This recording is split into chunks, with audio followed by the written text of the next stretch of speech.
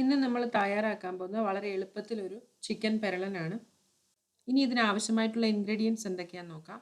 Chicken വൃത്തിയാക്കിയത് 750 gram, ഒരു ചെറിയ സവാള ചെറുതായി അരിഞ്ഞത്, ഇഞ്ചി വെളുത്തുള്ളി ചതച്ചെടുത്തത് 2.5 ടേബിൾ സ്പൂൺ, പച്ചമുളക് 2 എണ്ണം, മല്ലിപ്പൊടി 2 ടീസ്പൂൺ, കുരുമുളക് ചതച്ചെടുത്തത് 1.5 ടീസ്പൂൺ, വീട്ടിലെ പൊടിച്ചെടുത്ത ഗരം മസാല 1.5 ടീസ്പൂൺ, കാശ്മീരി മുളക് പൊടി 1 ടീസ്പൂൺ, മഞ്ഞൾപ്പൊടി 1/2 teaspoon, tomato ketchup 1 table spoon, കറിവേപ്പില 1 തണ്ട്, ഉണക്കമുളക് 3 എണ്ണം, ഉപ്പ് ആവശ്യത്തിന്, വെളിച്ചെണ്ണ 1 ടേബിൾ സ്പൂൺ.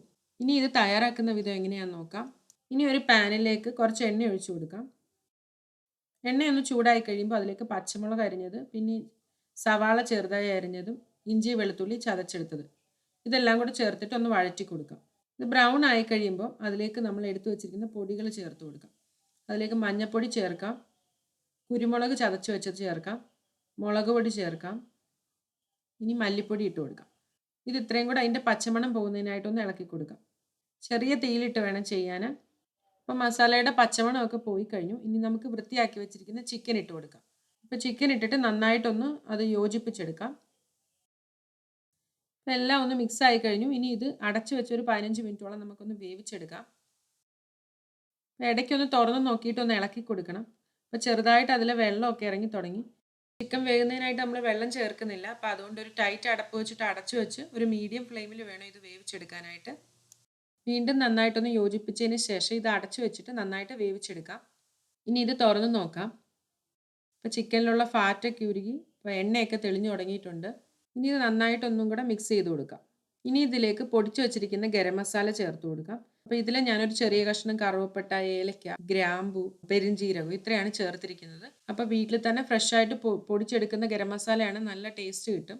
പിന്നെ ഇതിലേക്ക് ഒരു തണ്ട് കറിവേപ്പില ഇട്ട് കൊടുക്കാം. പിന്നെ ആവശ്യത്തിനുള്ള ഉപ്പ് ചേർത്ത് കൊടുക്കാം. ഉപ്പ് ഞാൻ ആദ്യമേ ചേർത്തിട്ടില്ല. ചിലപ്പോൾ നമ്മുടെ ചിക്കൻ ഒന്ന് റബ്ബർ പോലെ ആകും. അത് കാരണം ഞാൻ ചിക്കന് ഒടുവിലാണ് ചേർത്തിരിക്കുന്നത്. അപ്പോൾ നന്നായിട്ടൊന്ന് യോജിപ്പിച്ചെടുക്കാം. പിന്നെ കുരുമുളക് ചേർക്കുമ്പോൾ കുറച്ച് തരിതരിപ്പായിട്ട് പൊടിച്ച കുരുമുളക് വേണം ചേർക്കാൻ. അതാണ് നമ്മുടെ ഈ ചിക്കൻ ഒരു ടേസ്റ്റ് കിട്ടുന്നത്. നന്നായിട്ടൊന്ന് ഇളക്കിയെടുക്കാം. ഇനി ഇതിലേക്ക് നമ്മൾ തക്കാളി ഒന്നും അഡീഷണൽ ചേർക്കുന്നില്ല. അതിനായിട്ട് ഞാനിവിടെ ഒരു കെച്ചപ്പാണ് ഉപയോഗിച്ചിരിക്കുന്നത്. ഇനി ഇതിലേക്ക് എടുത്ത് വെച്ചിരിക്കുന്ന കെച്ചപ്പ് ഒഴിച്ചു കൊടുക്കാം. അതും കൂടെ ചേർത്തിട്ട് നന്നായിട്ടൊന്ന് ഇളക്കിയിട്ട് ആ ചിക്കൻ ഒന്ന് ഒരു ലൈറ്റ് ബ്രൗൺ ആകുന്നിടം വരെ ഒന്ന് റോസ്റ്റ് ചെയ്തെടുക്കണം. അപ്പം ഞാൻ ഇതിൽ കൂടുതലായിട്ട് എണ്ണ ഉപയോഗിച്ചിട്ടില്ല. കുറച്ച് എണ്ണ ഉപയോഗിച്ചിട്ടുള്ളൂ. ചിക്കന് ഫാറ്റ് ഉണ്ടെങ്കിൽ കുറച്ച് നെയ്യൊക്കെ ഉള്ള ചിക്കൻ ആണെന്നുണ്ടെങ്കിൽ ഒരുപാട് എണ്ണ ഉപയോഗിക്കാതെ അതിൽ തന്നെ നമുക്ക് റോസ്റ്റ് ചെയ്തെടുക്കാം. അപ്പോൾ ഓവർ എണ്ണ ഉപയോഗിക്കേണ്ട കാര്യമില്ല. ഇനി ഇതിലേക്ക് ഉണക്കമുളക് ഒന്ന് പൊട്ടിച്ചിട്ട് കൊടുക്കാം.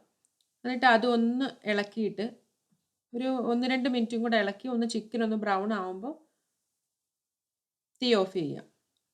ഇത് വളരെ സ്പൈസി ആയിട്ടുള്ളൊരു നാടൻ ടേസ്റ്റുള്ളൊരു ചിക്കൻ റെസിപ്പിയാണ്. എല്ലാവരും ഒന്ന് ട്രൈ ചെയ്ത് നോക്കണം. ഇത് എല്ലാവർക്കും ഇഷ്ടപ്പെടും.